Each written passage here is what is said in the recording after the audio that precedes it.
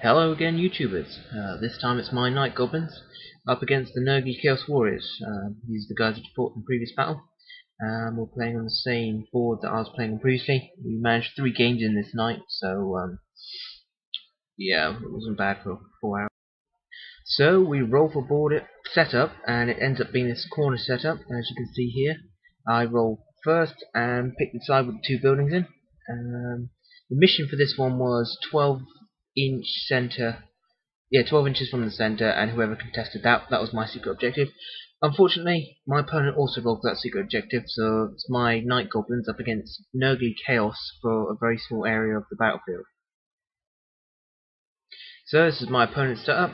He's got 5 Warhounds with scaly skin, a Chimera, a hero warlord or chaos hero of some kind. He's got a 4-up ward and a great weapon. He's got Nurgle Warriors, full command, great weapon, Mark of Nurgle, and the Chaos Warriors also got Mark of Nurgle in source of weapons, and I think a full command as well. And in the background, that's his camp. And on my side, it's looking pretty small because my squigs are holding that building. That's why I've got squigs all the way around it. Squig building. I've got my unit of spearmen in bus formation, and my archers in the tower with the wizard, my battle standard, and my warlord in with the spearman. And that's it.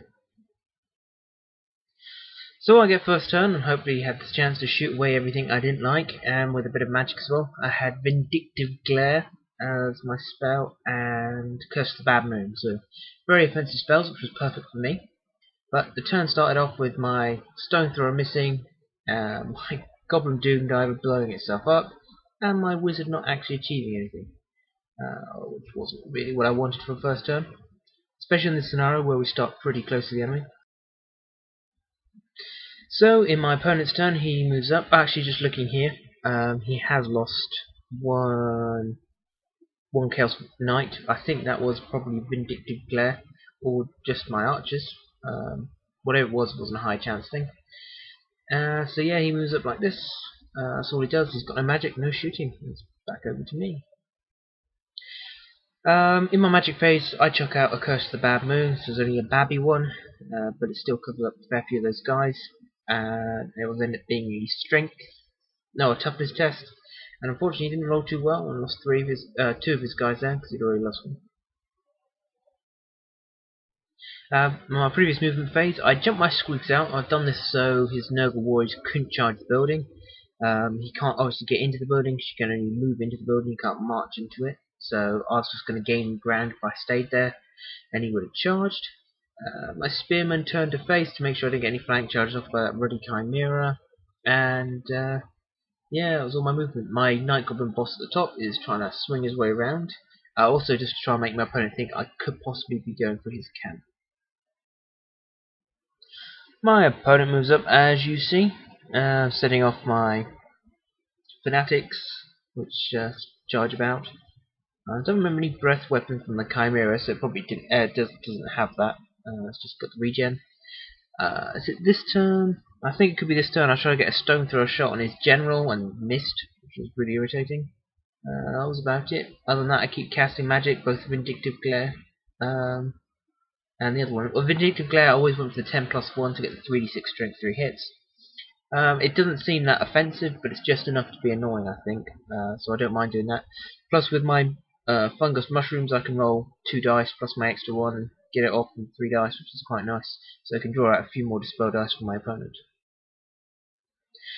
In my turn, with no way of trying to cover any of my flanks or anything, I decide to do a bit of building shenanigans here. So my archers come out of their building with my spearmen going into the building, and my squigs go back in the building as well.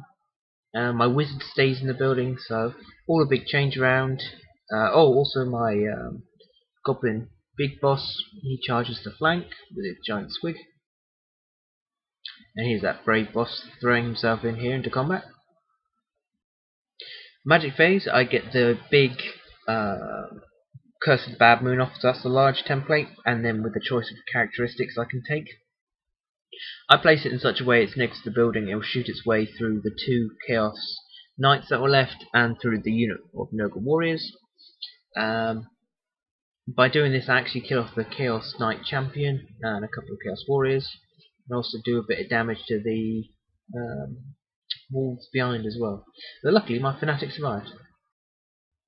So that's the end of the magic phase, and everyone else holds, but the little dogs flee, running right past my vortex, so they might end up in that again in a minute. My stone thrower hits, wounds.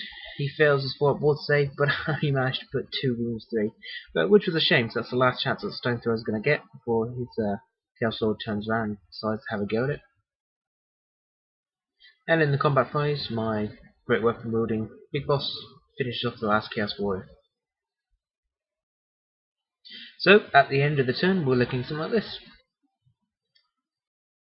So my opponent's turn, he takes the risk and charges Chimera into my squigs in the building.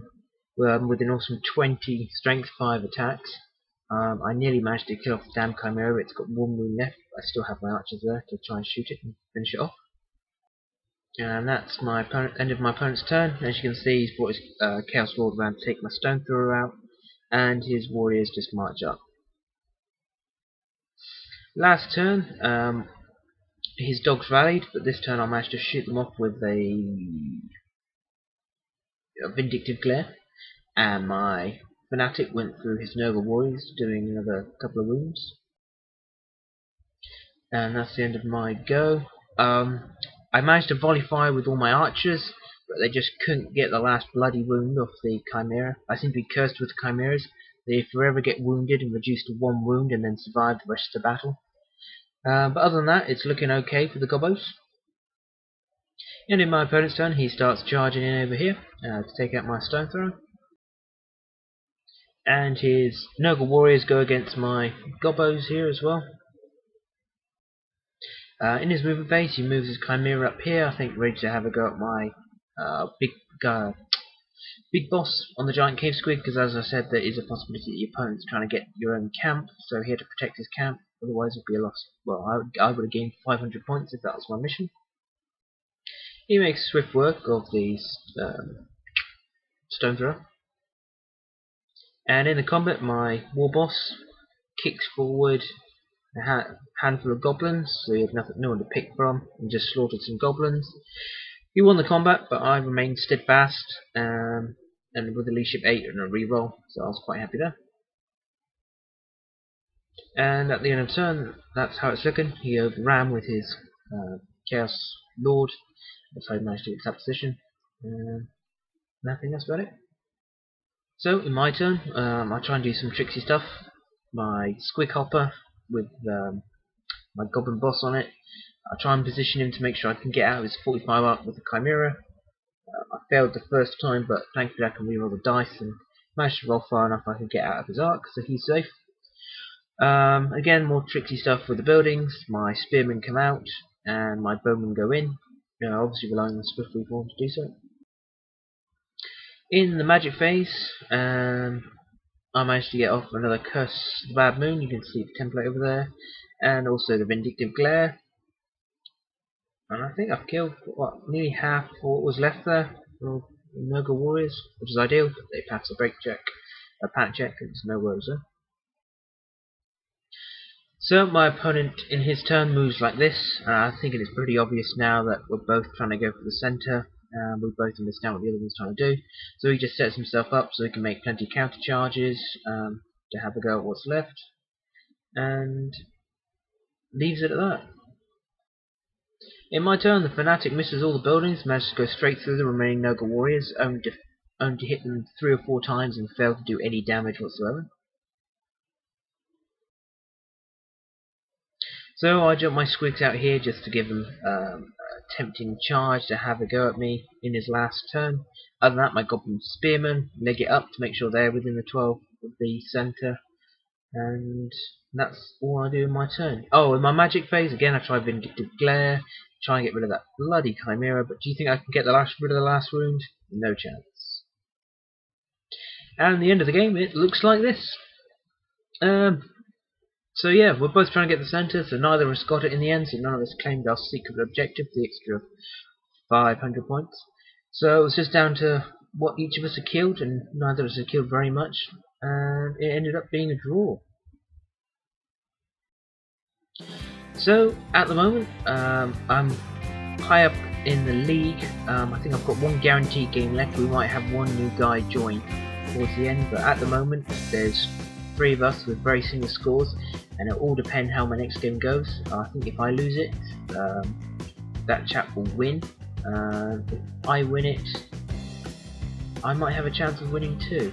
I think that's how it works. We're all very close at the moment anyway. If I win, I think I draw with my Chaos opponent I've got now, so it comes down to our kills.